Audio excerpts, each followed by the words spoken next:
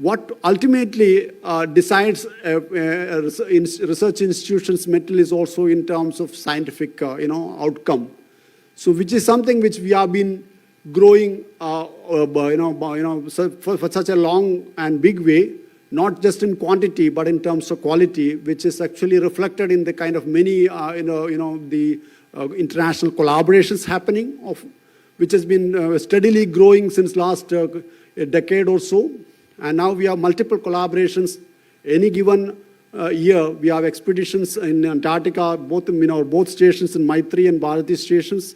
International scientists joining those joint campaigns. Starting with Norway, Japan, Belgium, and UK, and many other kind of countries and so on, and even various other supporting things, which, as I always say, that the operational activities of an institution decides how good science you can carry out in Antarctica, or even Arctic for that matter.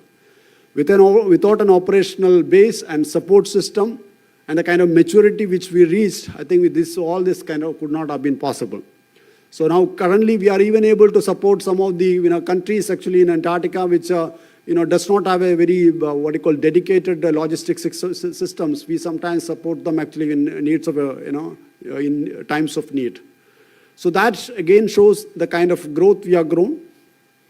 And we have, in terms of scientific manpower, actually, we have grown. Actually, of course, we could not grow actually as in the permanent manpower, but we have plenty of research students now. There are nearly about 40 PhD students in a small field of this, in this small institution like this, which is growing continuously. And there are several postdocs and, the project scientists we call actually, which actually been able to, we find that actually who find that a very attractive place to carry out the research, because the kind of the facilities which we have created and the atmosphere we have created for them, that to grow and flourish and at the same time bring up the names of the institution together.